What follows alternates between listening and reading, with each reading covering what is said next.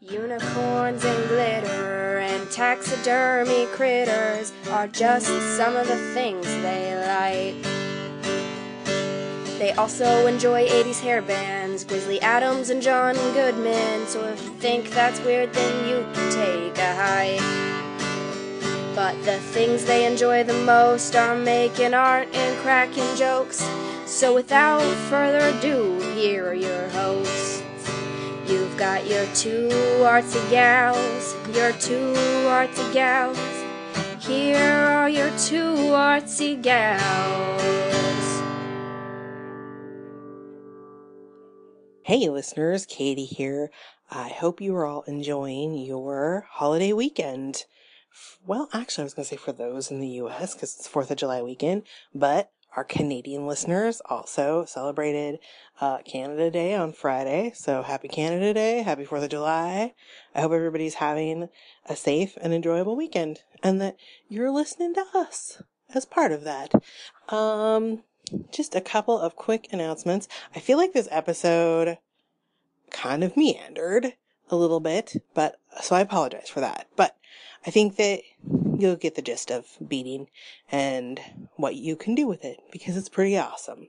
If you have any questions or comments about this episode or any other episode, you can always email us at twoartsyGals@gmail.com, or you can call our voicemail at 503-395-7190 and leave us a message and we'll play it on the air. We are going to have a really nice Pinterest board and I'm going to have some videos up that will better explain and demonstrate how to do things like peyote stitching and brick stitching because my explanation sucked big time. It's very hard to explain when you cannot see what the person is talking about. So bear with me and then go to the website, which is twoartsygals.com. and check it out. We already talked a little bit about donations in this episode because we got a really cool donation from a listener. And if you would also like to donate money to us, you can do it through our website. There's a PayPal button, a donate button on our website, and you can donate one time only. You can set it up so you can do small monthly donations, whatever you want to do. Any little bit helps, honestly. I mean, really. Any little bit helps. It allows us to buy products that we want to talk about and share with you guys about and maybe try so we know what we're talking about when we're talking about them. It also helps with little expenditures. It allows us to have more guests and it allows us to update equipment when we need to. Like right now, we kind of need a new microphone stand because I have no idea what the hell I did to my third microphone stand. Who knows? Anyway, we would love that. Also, if you would like to just donate a product that you want to hear us talk about, you can go also on our website and click, to view our PayPal our Amazon wish list. I try to keep it updated and current, and try to keep things up there that we want to talk about. So if you go look through there and say, oh, hey, I'd really like to hear about that, you can click on that item and it will automatically ship it to us. So that's also a way to do it. And another way to support the show, which is a 100% listener supported show. We don't make any money off of it. We do not have sponsors currently. So if we're not getting help from our listeners, then it's coming straight out of our pockets and you get it for free. So if you can't support us monetarily, please just spread the word about us. Tell people, tell your friends listen to podcasts, post about us on your Facebook, whatever. Speaking of Facebook, you can follow us on all the social medias, including Facebook. We're on there. We're also on Twitter. We're also on Instagram. And as you know, we're on Pinterest and we are two artsy gals on all the places. You can subscribe to the podcast through iTunes, Stitcher. You can use the Podomatic app. There's a new upgrade to the app, so it's really great. You need to check that out. That'll allow you to listen to not only our podcast, but thousands and thousands of other Podomatic podcasters. And they're great. A lot of music podcasts hosted on Podomatic too. It's really cool. And also now we are available on Google Play, so you can listen to us there. I think that is everything for today. And if I forgot something, oh well, I'll talk to you about it next week. So again, blow some cool shit up, but not yourself. Do not blow your fingers up. You're cool, but don't blow yourself up. Blow some dolls up like we do. We usually blow up some dollar store Barbie dolls, and it's a good time. It's a hoot. The kids like it. We're weird parents. Anyway, have a great weekend. Enjoy the show, and we'll talk to you next week. Hey everybody, this is Katie. And this is Lonnie. And you're listening to Artsy Gals. Yay! Oh, I went really high-pitched on that one. We gotta, I think that we've Mickey Mouse. Gotten paranoid about not being heard and maybe get our microphones too close now? I don't know. I'm trying to back off a little Guys, bit. I'm sorry we're always talking about our fucking sound and microphones when we start, but, we just want to sound nice for you. Yeah. That's all. Trying to be professional. Lonnie, some shit happened this week that I am so fucking excited about. Yeah. And I've been dying to tell. If you follow us on the Instagrams or the Facebooks or the Twitter, you already know this. But you haven't heard our excited voices talking about it yet. So a couple weeks ago, about 3 weeks ago, I sent an email to Mod Podge. Actually, Plaid Crafts is who makes Mod Podge. And I was like, hey, do you guys ever give out samples to people who do blogs or podcasts or whatever so they can review your stuff? We do a podcast and we talk about Mod Podge all the time, and we'd like to dedicate an episode to it, but I'd like to be able to speak more about the different products that you guys have. Mm-hmm. 'Cause I always notice something new when we go into Joann's or something. Yeah, there's a huge huge know that was a thing. Mod Podge section. Yeah, so they sent me an email back and said, oh yeah, fill this form out. Whatever. They sent me a link to this request form, and I filled it out, and I just copied and pasted the email that I'd sent them into the thing. And I expected maybe, if anything, we would get a couple of sample things, which I would have been totally excited about. Mm-hmm. But so about 2 weeks later, this is last week now, a 20-pound box showed up at my doorstep. Literally, I couldn't carry it up the stairs myself. It was huge. And I'm like, what the fuck is this? And enough time had passed because I had ordered a couple things off Amazon and I was waiting for those. And my Amazon package came at the same time. It was totally overshadowed by this package. But I opened the box up. You guys, they sent us, I'm pretty sure, every single fucking thing under the Mod Podge label. Yeah. And not just sample packages. They sent us full size shit. Yeah. And whole products. And it's amazing. I was so excited I cried. I cried. I could. I was and then I felt overwhelmed by everything. I was just telling Lonnie, I've been feeling overwhelmed all week. Cause I look at it and go, oh my God. Cause now I have this big list of stuff that I'm going to test. And I split the box in half, and I'm sending half of it home with Lonnie today with a list. And we're going to spend a couple weeks looking at it and fiddling around with some stuff. I just got an idea for those frame things. I know. Lonnie cannot fucking even contain herself. She's dying. But do you want to take the frame mold with you today and fuck around with it?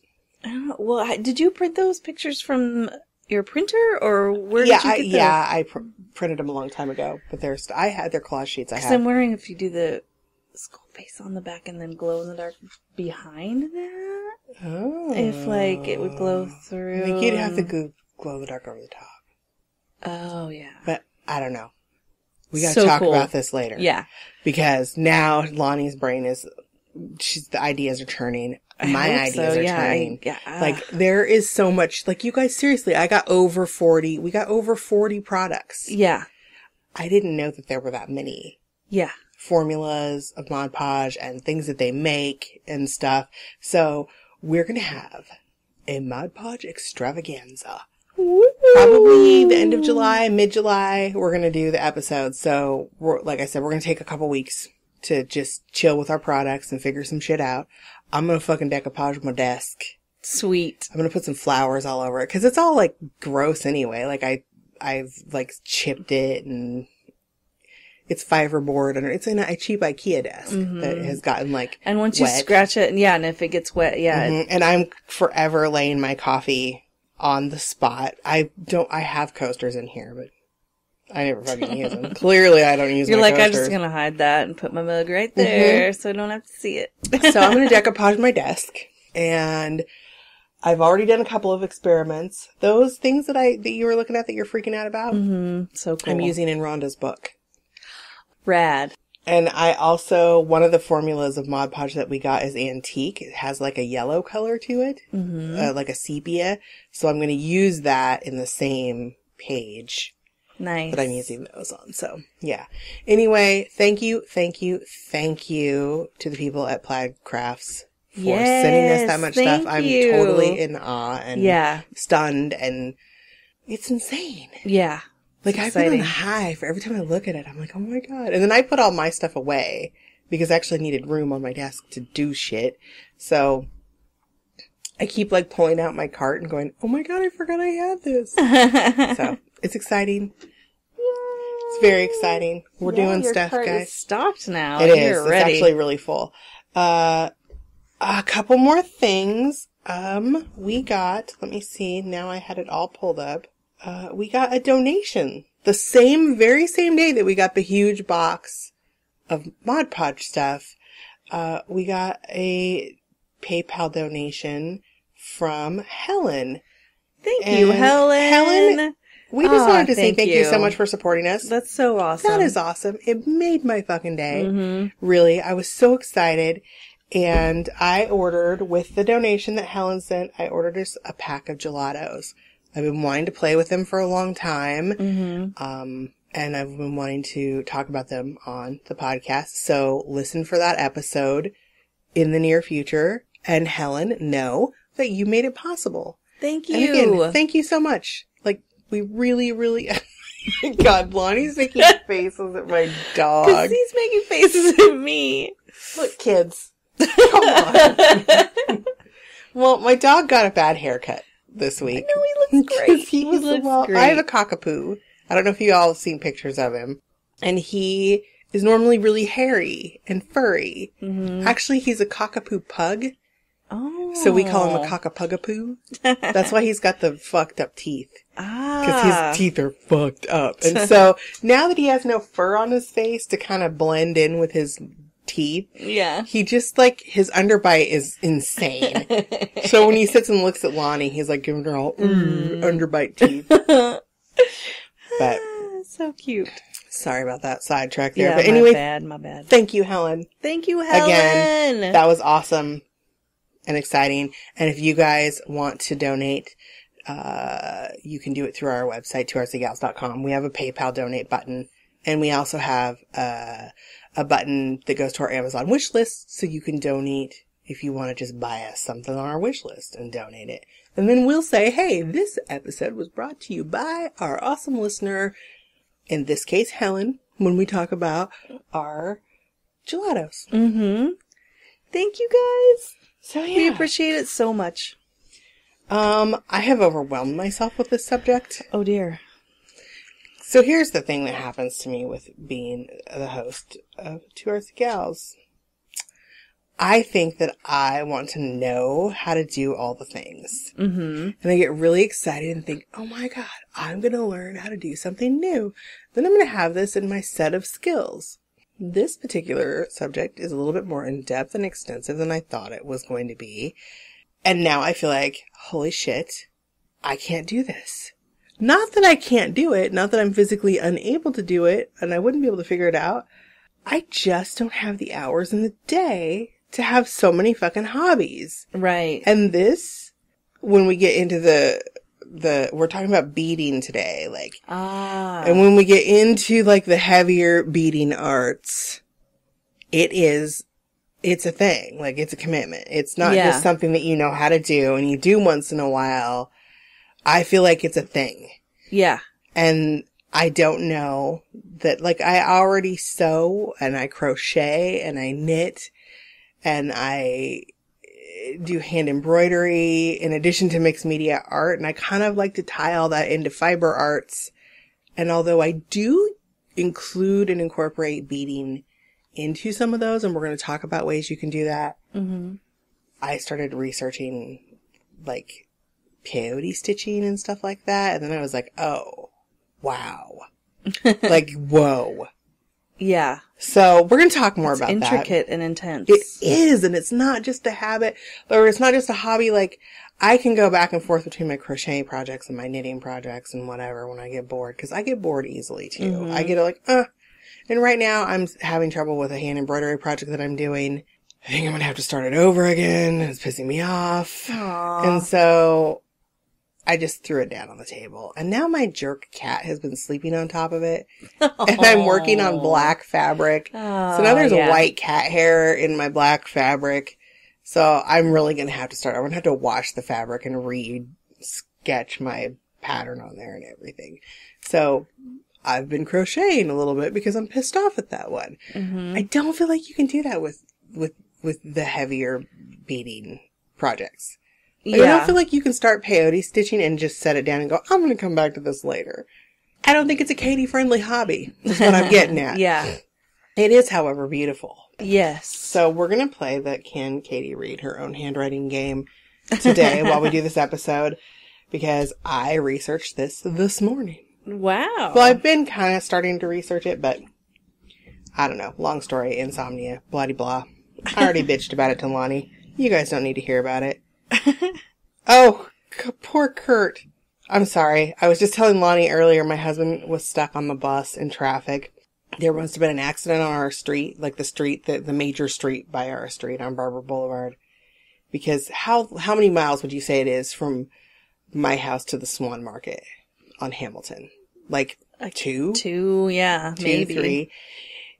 He got on the bus at 9:30 and texted me at almost 10:30 saying that he was stuck in traffic and hadn't gotten there. And then they detoured around off of Hamilton. But he had an appointment at 11 o'clock and he just texted me right now. It's 11:40 and he just got to work. Oh my gosh. So, sorry, man. That's what I'm going to say.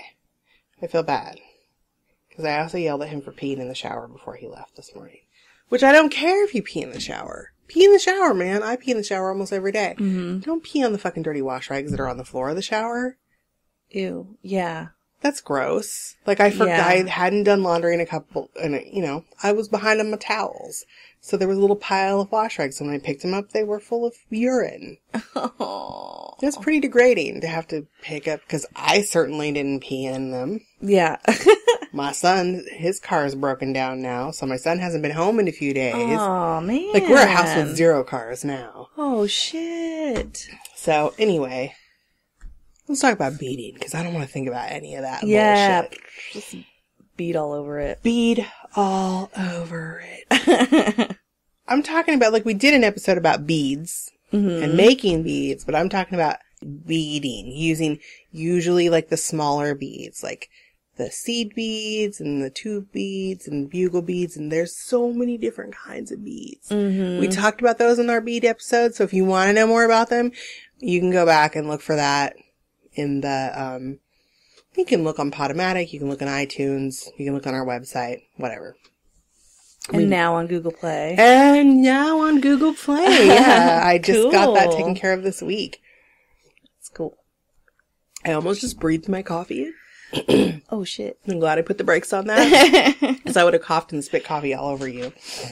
That would have been rude and awful. And I would have got on I would have been like, my reaction would have taken like 5 minutes. You would have been how like, slow I am. What are you doing?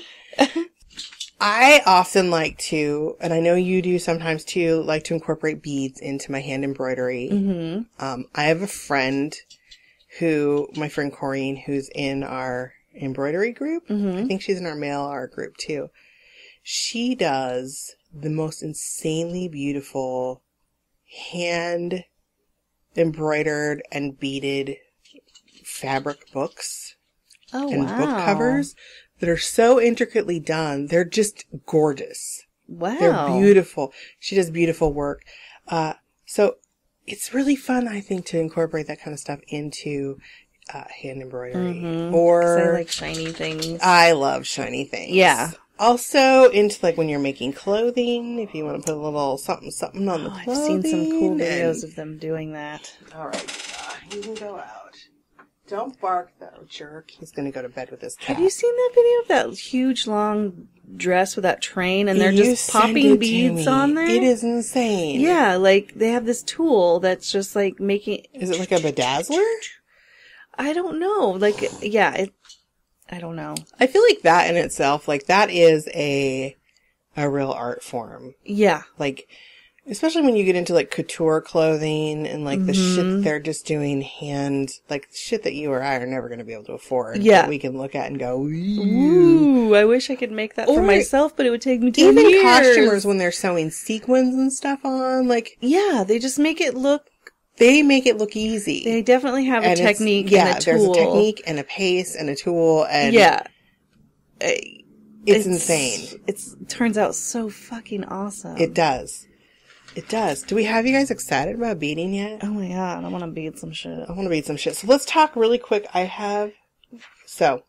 Beading needles. Much like embroidery needles are a continuous length through the shaft and the eye of the needle. Because I don't know if you've ever tried to... My eyes itch. I'm sorry, Lonnie. It's I'm okay. sitting here itching. My eyes looking gross. I don't know if you've ever tried to like string a bead onto a needle and then it stops Yes. at the eye and you're like, oh, it won't fit through there. Wrong kind of needle, yeah. Bead needles have the length of them. It's a consistent width. And then they're also thinner and a little bit more flexible than a regular needle. So you can like, they make them in different lengths because depending on what you're doing, if you're only working with a few beads, you want a shorter needle. If you're working with, like, if you're doing like looming or anything like that, which we'll get to, you want a longer needle. But they're flexible. They're real thin. So they're not made for sewing through fabric per se. The shorter ones can. There are different styles of needles, and I think I'll have a list of the different kinds of needles on the blog for this so that you can go look, and probably a link because I found some cool sources for that kind of stuff. And then threads, because it's really, other than beads, the only thing you need is needle and thread. Mm-hmm. Different threads for different things. You can use embroidery floss, of course, when you're doing embroidery. You would use the smaller, thinner flosses or threads for things like sewing onto your clothing or when you're doing peyote stitching, different weights. The thing when you're working with beads, though, especially when you're doing a lot of bead work, is you either want to have a cake of beeswax that you can buy in the craft store. They sell it in the bead section. Mm-hmm. So you can just run your thread through. It's like it has a little jig, like it's a little case that goes over it. And you just run your thread through it. You can also just get a brick of it. Because it also helps keep your thread from getting frayed over time because beads keep sliding down it. I think also working with nylon thread when you can is a good tip because nylon thread is just it's more durable. Or silk thread. Monofilament, yes. Cotton thread I wouldn't recommend, especially cotton, because cotton tends to break or wear or pill up with the friction.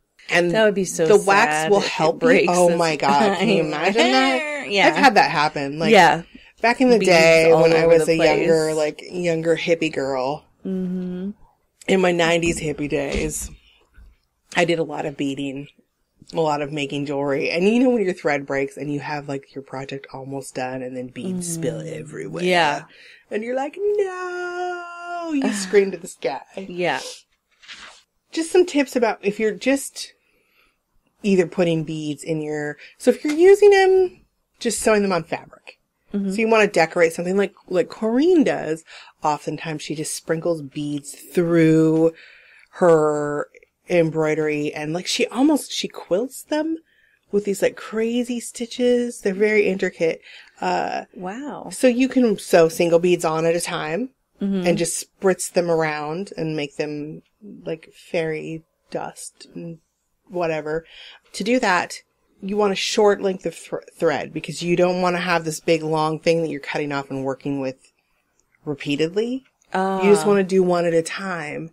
So you use a short length of thread. You could probably get a couple. About 18 inches is what they recommended in the tutorial that I was looking at. And then you bring the thread up. You, of course, tie the knot at the bottom, bring the thread up from the bottom, bring it through your bead, and then you poke it back through the fabric, but you also loop it around and tie a single knot, so the knot's actually on top. Oh, okay. So you want to match the thread to your bead in this case. Mm-hmm. Because you want the knot to just be holding it there on top. So it's a little flexible. It can move around a little bit, but it also secures it directly to the fabric. It's not sliding around in the stitch. Do you see what I mean? Yeah, yeah. And if you're doing clumps of beads, like just when you do a little pile or a little grouping of beads, you would attach the first bead like that, but then you just come up through the fabric, grab a bead and poke it back down through and go do however many you want, and then tie it off at the end with a knot again. Nice. In your embroidery, you can just slide the beads on as you're working. Mm-hmm. And you can include them oftentimes. I love it. It's so pretty. There he goes. Like if you're embroidering flowers, you can use the tube beads. Oh, yeah. And to make the petals or to make the inside of the flower. Or, do you smell that? Smoke. I think the people at the end of the street, that Have weird a wood Victorian stove. house, have a wood stove or a fireplace. Ah. I don't know why they have a fire today, because yes, although it is raining, It's not. it's so goddamn armpity and Yeah. muggy today. Yeah. Like, I had a cardigan on when we started recording, but I had to take it off because it's fucking hot today. It's like humid. Yeah. It's gross. It's Portlanding all over the place. Yeah, as it my is. son would say. But that smell keeps distracting me because... Yeah, I get nervous when I smell smoke. Yeah. Because I was raised by firefighters. Yeah. So, like, my dad and my grandpa were volunteer firefighters, and so every time I smell that, I'm like... What's burning? What's on fire? burning? Yeah. Also, it's kind of getting to be forest fire and local brush fire season, so Yeah. it makes me nervous. Yeah. That we did get dumped on with rain last night. We so. did. It was awesome. Mm-hmm. So, yeah, in your embroidery, though, you can do, just use your imagination. Like, I don't think that beading has to be, like, done by a set of rules. No. You know, I don't like rules anyway. Yeah. I'm a rebel. But I think that when you, especially in your fiber arts and in your, like, if you're weaving or anything like that, it's kind of neat just to throw beads in there at your will. Mm-hmm. Just do it around. But here is the thing. So, peyote stitching. I thought that peyote stitching was just that style of work.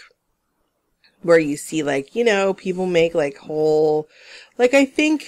Like the top of a moccasin type Yes. thing? Okay. Or, like, they make the necklaces or the earrings, or sometimes clothing has really intricate patterns. When I was a little girl, I used to have a coin purse that was all beaded, and I used to love... Oh, yeah. Like, I can feels remember so the feeling cool. of it, like, just closing my eyes and rolling those little seed beads around in my fingers. Mm-hmm. I'm a very tactile person. Yeah. I love that. I find it very soothing. Yeah. So it's not. Peyote stitching is just a stitch in this way of working with beads. Ah, okay. I'm going to do my best to describe each stitch and give you a general rundown of how it's done. Okay. However, when this episode goes up, we will have videos probably on the Pinterest board. Because I get nervous about taking a bunch of people's videos, like just having a whole bunch of videos on our website. Oh, yeah. Because I feel like, okay, they're public videos on on YouTube. So yeah, we could technically do that. However, I don't like a video heavy post just because I feel like, and I actually found one lady, I really like her tutorials specifically. So Nice. I might put one or two of her tutorials on the website, but the rest will be on our Pinterest board. Cool. And so, peyote stitch. Actually, I think that we should... Okay, we'll do peyote stitch first, then I'm going to go flip back and forth. This is complicated shit, man. Mm-hmm. So there's an even numbered and an odd numbered peyote stitch. And I actually didn't really get into the differences between them, but I think that it just dictates the outcome of the pattern. Okay. You use patterns. You know, you can make up your own, but, you know, you see like they have the lines or they make pictures or whatever. So people follow patterns when they're doing this, and you can actually buy the patterns or make patterns up your own. They're much like knitting patterns in that they come on a very small graph paper. You can buy graph paper intended for beading patterns. Very, very, like I would say the squares on the graph paper of normal size are like a quarter of that size. They're really, really tiny.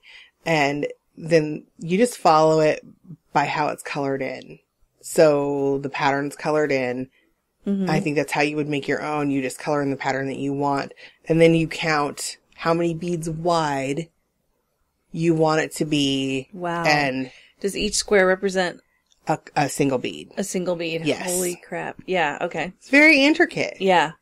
Like I started getting overwhelmed when I was reading about it. And that's when I started watching, like, fuck it. I gotta watch videos. I can't keep reading this. But it makes me want to try and find something, but keep going. Sorry. So you're going to load. So basically, peyote stitching, if you don't know what it is or you don't know what you're talking about, and I didn't realize this, I thought that it was stitching beads onto fabric. But you are basically creating fabric or a structure out of beads. Okay, yeah. And then that gets sewn onto whatever fabric you're putting it on. But it's a structure in and of itself. So you have your base row. So you're going to put a bead on. Okay, I got to reread how I even did this. See, this is the Katie's handwriting game. The way that you're placing the beads in peyote stitch is kind of like an S shape or a zigzag shape. So you're placing beads. Once you have your foundation row, you would go in through the first bead, put a bead on, and then you come out through the first bead, put a bead on, then you slide into the second bead beside it. So there's no bead in that second hole. Then you would put another bead on and go in. You're skipping every other. Do you see what I'm saying? Mm-hmm. You're skipping every other bead. So it kind of starts looking like a zigzag, or the beads are sitting beside each other. Oh, okay. Diagonally. And this is the lamest fucking explanation of how to do it, but I'm just trying to explain the difference in the stitches. Yeah. That is that stitch. And you create the peyote stitch creates a whole big sheet of, like, it can be as big as it is. It doesn't get smaller as it goes along. The next stitch that you need to know is to move forward with other stitches is the ladder stitch. So the ladder stitch is the base row for the next two kinds of stitches that I'm going to talk about. And in the ladder stitch, you're stitching these little tiny fucking beads together, by the way. Everybody doing tutorials use square beads because it's easier to get them to work for you and show people what you need. But these people were demons, like speed demons at it. Like they were going so fast, and it made my eyes hurt. Just thinking about it. Like, my eyes were almost fucking bleeding watching them do this shit. But that's hardcore. So when you're making your foundation row with a ladder stitch, you're kind of stacking the beads on top of each other, like a ladder. So you start with 2 beads on your thread, and you kind of push them together.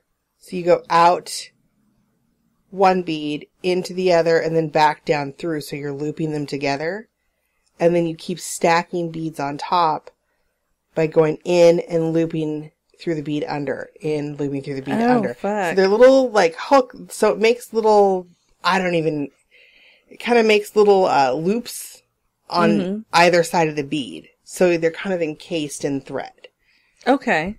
And they all stack on top of each other. And this is how you make the foundation row for when you're doing, the herringbone stitch.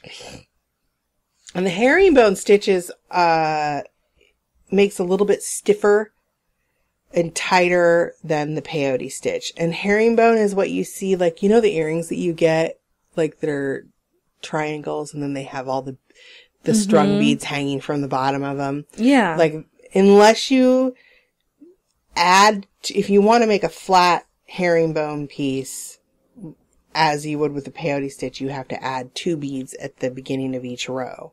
which keeps it from tapering up. Like these pretty, pretty ones. Yes, that is the herringbone stitch. Wow. Those are. OMG. There's unicorns. Holy shitballs, man. I'm just in awe of all these beautiful things that people do with this. Oh, the brick stitch. Okay. So the brick stitch is the one. A brick stitch is a stiffer, harder structure, and it's often what you see in the triangular or diamond-shaped earrings or jewelry that are made. And that is done on the ladder with the foundation row for the ladder stitch. And you are adding beads by looping through the thread between stitches.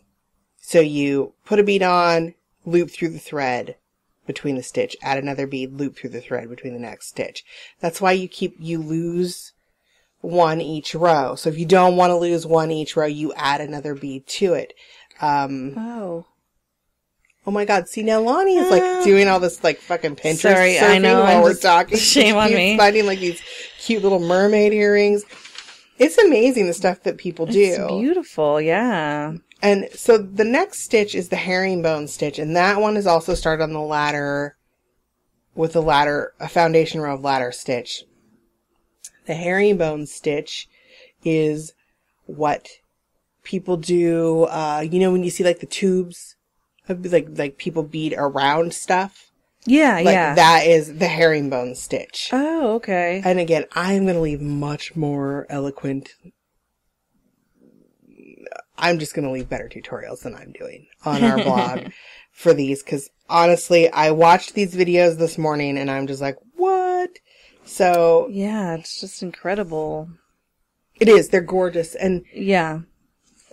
I feel like you could really work these into, once you get good at them, work them into your fiber arts. Mm-hmm. But again, I feel like they're an art in and of themselves. Yeah. And it's something that takes a commitment and time to learn. My friend Liz's mom used to do a lot of peyote stitch stuff, but I haven't seen her in years. I would like to talk to her about that, actually. Yeah. And also, the last thing that I want to talk about is loom beading, which is not as hard as you think it is. Okay, that is insane. Yeah.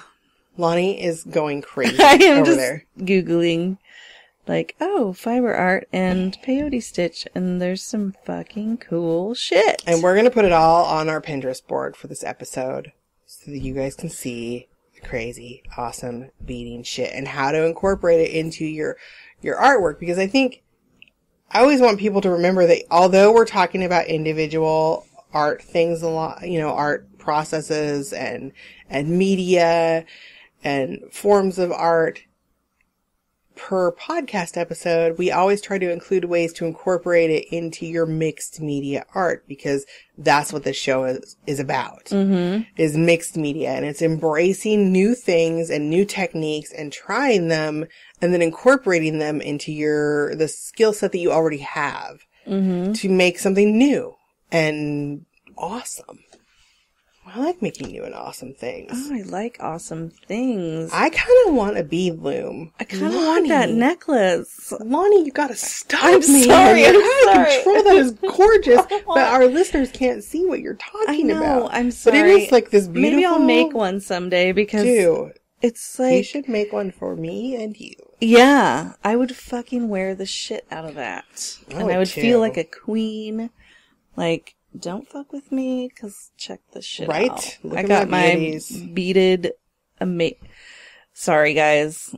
My head's at my You know butt. what I do? It's a weird thing with beading and beads. What? I go so completely off of my norm when I'm in a bead store and I'm like, you beads, and I'm touching them and I want them. Yeah. I go completely off of my normal color palette. I like the wintry, glassy, snowy colors. Oh, yeah. Yeah. I like all the colors. I'm not gonna lie. I'm really into anything peacocky, with the blues and whatever. But I also like those icy, frosted, light colored beads. Mm-hmm. I get all like, oh, I could make an ice queen necklace. Holy shit, I know. Like, I'm so inspired. And it's just, this is kind of working into, the other day my kid was just trying to make a choker, like a fabric choker with like lace and stuff. Okay. Yeah, loom. Yeah, and now I see these and I'm like, I could just... Was he trying to like do just a choker, or did he want beads and stuff in it too? Put beads and ribbon and just, yeah, sewing stuff to it. It was cool. And I was like, and now I see this and I'm like, you're like, what? Oh my God, you can use a fucking scrap of fabric and make beads and make something fucking beautiful. And if you're like me, you have a lot of scraps of fabric because I can't get rid of anything. Okay, sorry. I got sidetracked. I'm just... I think that you need to get your kid a bead loom. Okay, yeah. Because, a bead loom, I thought this was like, after going through the peyote stitching and all that stuff, I'm like, oh my God, this is so complicated. Mm-hmm. Not really. I mean, It still involves, like, when you make patterns for a bead loom, it's still, like, the teeny tiny squares, and you're still filling in the squares, and it's still done by counting. Like, you have to count how many beads, and it's kind of a pain in the ass that way. Mm-hmm. But this lady did the coolest fucking, like, punk art bead, like, pop culture kind of bead wall hangings. Sweet. It's all beads? It's all beads, and it's done on a bead loom. So what you do is you take a bead loom, looks like, excuse me, it's really cool. It has like they look like springs at the top.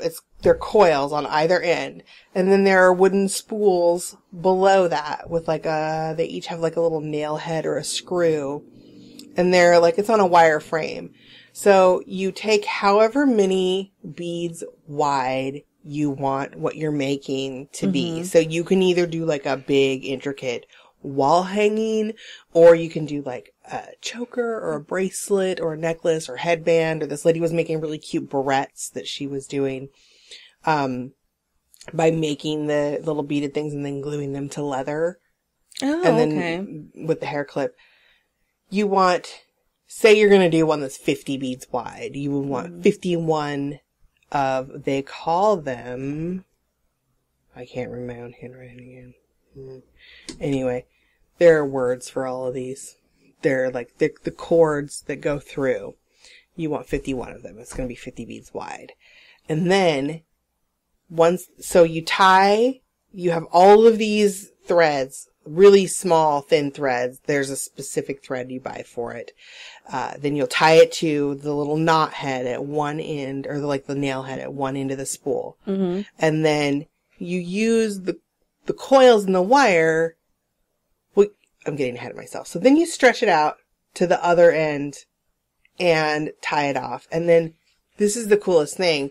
If you want it to be really long, you just roll up the loose end, like the slack, on the top end of the loom. So as you go, you can unroll it and slide it down as you work and wind it up on the other end. So once it's stretched tightly across from spool to spool, then you use the coils in the spiral or spring to separate the threads. So there's a space between each. And you look at it and it's very intimidating. I'm like, holy shit, that is a lot of string. Mm-hmm. And then you dump out all these little beads and you're counting out your beads, but you have your really long, thin bead wire, not as long as I just made it and with my hands. You guys can't like see what I'm doing, but it's like 3 feet long now. Man. But then you slide however many beads you need in the order that you need them on the needle, and then you pull them tight, you run your thread underneath, and then you push it up against. So what you're doing is shoving a bead in the space between every cord. Holy crap. From the bottom, and then you go across the top and you run the needle back through on the top side. That's all. And pull the thread through. So you've locked the string of beads onto the thread. And then you do the same thing. You load your needle up, you go underneath, so it's bringing the thread back under. You push your beads up so they're separated by a string. between each bead, and then you run your needle back through every bead along the top. So you're locking in these rows of beads and creating this pattern. Wow. I actually want to try it. Yeah. I really would like to try that. Take a lot of beads. Oh, it does. But they're the little teeny tiny seed And beads. they're cheap, right? Or Yeah, they're pretty inexpensive. It The depends. glass beads, like you're just buying, you can buy them in bulk bags of different colors, or you can buy them, you know, the big strands of, they come on the big strings and stuff. Yeah. So, but, and then when you get to the end, so you run out of thread. Because you're going to run out of thread if you're doing something long. You weave backwards by 3 rows, just run it back and forth through 3, and then just take the needle off and leave the string. And at the end, when you're done, you just clip all of those off the sides, the long strands that you've left. And then there's a way that you weave the end threads once you're done and you've cut everything off of your loom. You would weave back through the first couple of beads at each row and then out through the side, and then you just clip all those off. I'm going to put a video up about this so y'all can know how to do it. Yeah, because I'm having a hard time even visualizing it. It is amazing. And this is the challenge with having an audio podcast when we're talking about visual things. Yeah. But I think that we talk enough about stuff to pique people's interest and give them a general idea of how they're doing things. I feel like this would be a project that would keep annoyingly bitchy tweens and young teenagers busy in the summertime. Like, here's a bead loom. Make some nifty things. You can make it say fuck you if you want. Yeah. I don't care. If you make a big tapestry that says fuck you, I'll hang it on the wall. Yeah. That's right. Actually, I would. I would too. I That'd totally be kind of would. cool. Yeah. That's funny. There might be some, words involved, but make a big fat middle finger. Yeah. Whatever. Yeah. So, yeah, that's beading. I hope we covered it well enough. I feel like I didn't do a very good job on this one. You do great. I don't know, man. I'm inspired. I want to make a fucking cool necklace. I know Lonnie is like all hot on these necklaces now. Because now I gotta can't figure stop. out how and I'm sure there's tutorials, because it looked like some of them had a stone with, like, they framed it with the bead stitching, And I think that's probably just like embroidery. Well, here's the thing. I did find a tutorial about beading stuff for more It's so couture cool. clothing beading, and they actually draw Yeah. out a pattern on a piece of muslin fabric that they attach to the back of the fabric that they want to use, and they go from the back side and loop the beads on and follow the pattern that way. Wow. It's really intricate and crazy. I'll post a tutorial for that also. Yeah, because I think the stuff that you're looking at is like freestyle. People are just going rogue. Yep, freeform That's peyote my fucking stitch, favorite wearable way to do art. that shit. Yeah. Yeah. It's beautiful. And this is what I hope people take from this, honestly. Like, people go, oh, that sounds really interesting. And then they look it up and and you don't have to do exactly. you adapt it and do what the fuck you want to do with it. 'Cause this is gorgeous. I would totally wear this. I want to make these. I like them. This light is going to give me fucking It's seizures. flickering. I gotta change it. I'm sorry. I know Lonnie keeps getting this look on her face. I have a compact fluorescent light in my studio that's trying to go out, and it keeps doing that fucking. It's terrible. But yeah. So, I think y'all should try some of this.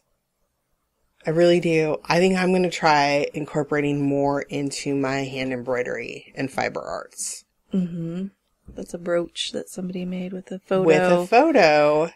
We're going to be talking about that Fucking shit cool. here in the next episode, because next week, Lonnie and I are going to be back talking about techniques that you can use to incorporate shit you've printed from your inkjet printer into your mixed media artwork. And it's awesome. It's so cool. So until next week, go make some cool shit, yo. Do it now. Oh my God. I just had this horrible thought of like eating beads and pooping them out. And that would be cool shit that you made. It would be so pretty. Oh, geez. Yes. Good morning, Katie. This is your friend. I'm recording on the new Tascam. I'm trying to figure out what the buttons do, but every once in a while I take a break to poo.